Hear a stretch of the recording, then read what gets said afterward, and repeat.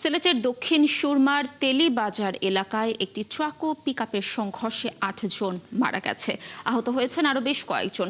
তবে হতাহতদের পরিচয় এখনও জানা যায়নি। প্রত্যক্ষদর্শীরা জানান, রোববার সকাল 6:30টার দিকে ঢাকা সিলেট মহাসড়কের তেলিবাজার এলাকায় এই দুর্ঘটনা হয়। একটি পিকআপে করে বেশ কয়েকজন শ্রমিক সিলেট থেকে সুনামগঞ্জে যাচ্ছিলেন। তেলিবাজার এলাকায় ওই পিকআপের সঙ্গে ট্রাকের সংঘর্ষ হয়। এতে ঘটনাস্থলেই 4 জনের মৃত্যু হয়। এছাড়া 3 জন ওসমানী মেডিকেলে এবং বাকি একজনের মৃত্যু হয় সিলেট ওমেন্স মেডিকেলে।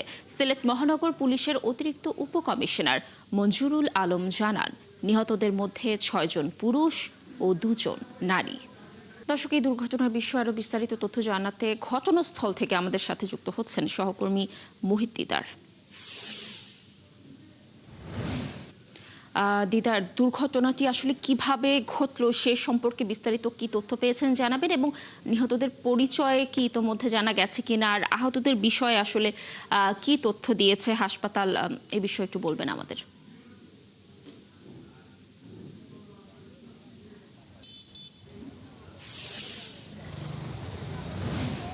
লাবণী, সকাল 6:30টার দিকে সিলেটে একটি মর্মান্তিক দুর্ঘটনা ঘটে গেল।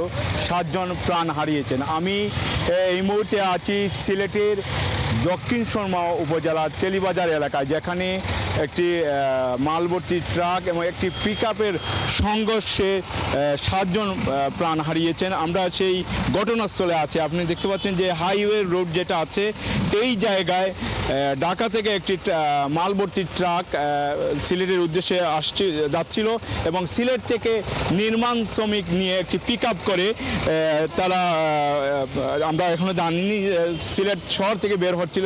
ঠিক এই সময় 6:30টার দিকে এই জায়গাতে, যে জায়গা আমি আপনাকে দেখাচ্ছি, এখানেও শ্রমিকদের পায়ের স্যান্ডেলগুলো রাখা হচ্ছে। এই জায়গায় মুখোমুখি সংঘর্ষে ঘটনাস্থলে 4 জন মারা যান। এরপরে হসপিটালে নেওয়ার পথে আরও 4 জন মারা যান। মোট 7 জনের আমরা মৃত্যুর সংবাদ নিশ্চিত হয়েছি।